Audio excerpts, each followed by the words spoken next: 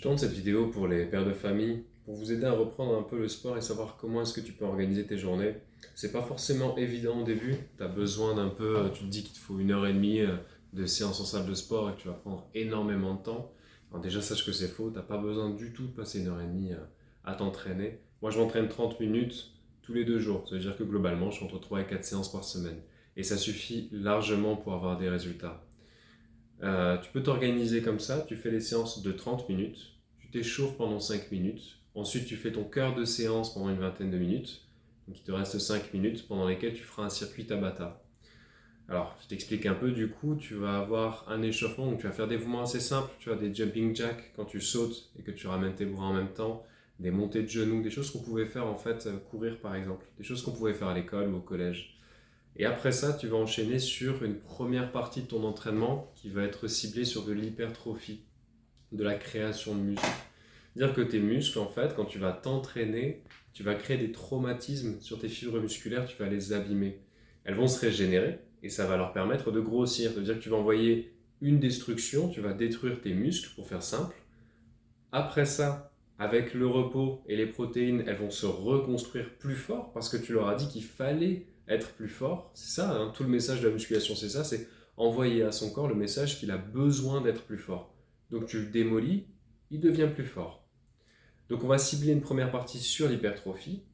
Par exemple, pour tes pectoraux, tu peux faire des pompes, des dips. Pour ton dos, des tractions australiennes. Ou si tu as un peu de matériel, du rowing avec une haltère ou un élastique. Voilà, il y a plein de mouvements comme ça, donc je pourrais te faire un listing si tu me le demandes en commentaire. Il y a plein de mouvements à faire. Mais focalise-toi sur des mouvements qui vont être polyarticulaires, donc des squats, des dips, des pompes, des mouvements qui vont mettre en action plusieurs muscles, plusieurs articulations dans ton corps, plutôt que de te focaliser par exemple, tu vois, sur un curl biceps ou sur une extension triceps avec haltère. Focalise-toi sur des mouvements polyarticulaires difficiles entre guillemets à réaliser et qui vont te faire progresser. Quand tu fais de l'hypertrophie, tu vas me faire le plaisir, mais un immense plaisir, et tes muscles vont te remercier de toujours marquer une pause. Donc fais un mouvement avec une exécution parfaite, filme-toi, vérifie ce que tu fais, prends un miroir, organise-toi comme tu veux, mais ton exécution doit être parfaite, ton amplitude doit être totale. Par exemple, quand tu fais tes pompes, tes pectoraux doivent toucher le sol. Tu marques une seconde de pause sur le pic de contraction, tu vois, musculaire, et tu repousses ton corps. C'est hyper important en musculation de comprendre les muscles que tu travailles, d'être bon techniquement, de bien respirer et de marquer cette pause dont je viens de te parler.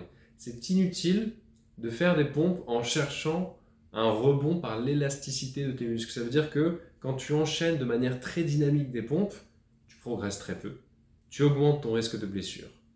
Inutile, quasiment inutile à tous les coups. Le mieux vraiment pour prendre du muscle, c'est de prendre le temps de faire les répétitions. Donc quand tu fais une pompe, parce que c'est l'exemple le plus facile, tu inspires sur la descente, tu marques une pause quand tu es en bas, tes pectoraux sont au sol, à peu près une seconde de pause, et tu pousses en expirant. Ça va être l'inverse pour une traction. Tu vas expirer sur la montée, marquer une pause, pardon, inspirer sur la montée, marquer une pause quand ton menton est au-dessus de la barre, puis relâcher en descendant. Et tu continues sur des mouvements avec une amplitude totale. Fais pas les choses à moitié. Il est faisable, il est préférable de faire 4 répétitions propres que d'en faire 12 dégueulasses, dynamiques, trichées. Comme ça, c'est clair. Donc déjà, fais des séances de 30 minutes, comme je te le disais, 5 minutes d'échauffement, une vingtaine de minutes où tu te cibles un travail sur l'hypertrophie, tu choisis le meilleur mouvement ou celui que tu peux faire sur le groupe musculaire que tu souhaites travailler et tu te tabasses dessus. Une fois que ça c'est fait, tu vas faire un Tabata, donc tu vas sélectionner 3, 4, 5 exercices maximum et tu vas faire un circuit. C'est-à-dire que tu vas enchaîner les exercices, 20 secondes où tu fais l'exo, 10 secondes de pause. Tu fais tes 3-4 exercices, on va dire 3 pour l'exemple, tu fais une minute de pause et tu repars.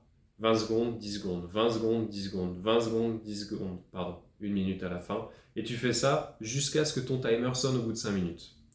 C'est hyper important d'inclure des circuits HIIT dans tes entraînements, c'est ça qui va augmenter ton déficit calorique. Ça veut dire que tu vas avoir la première partie de ton entraînement ciblée sur la prise de muscle, la deuxième partie de l'entraînement ciblée sur la perte de gras. Comment est-ce qu'on fait perdre du gras? En augmentant ton déficit calorique. Et pour ça, les circuits HIIT Tabata sont hyper intéressants parce que c'est très dynamique. Voilà ce que tu peux faire. Ensuite, entraîne-toi au bon moment. Ça veut dire que si tu es père de famille, comme moi, il y a plein de moments dans la journée où tu ne peux pas t'entraîner. Donc ça dépend de ton organisation. Personnellement, je me réveille avant que mes enfants ne se réveillent. Je fais mon entraînement. Puis la journée commence quand mes enfants se réveillent. C'est vraiment le meilleur moyen. Je me réveille 45 minutes en avance les jours où je dois m'entraîner. Et ça me permet de m'entraîner sereinement. Je te conseille vraiment de faire ça. Dans mon cas, c'est ce qu'il y a de plus simple. Après, il y a toujours des moyens de faire. Ça dépend de ton organisation et de ton temps.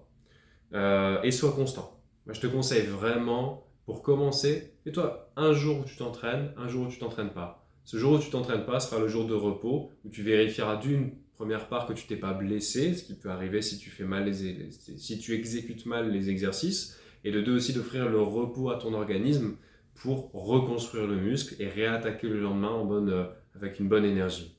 Voilà, tu peux donc avoir des résultats en t'entraînant un jour sur deux, 30 minutes, et c'est tout.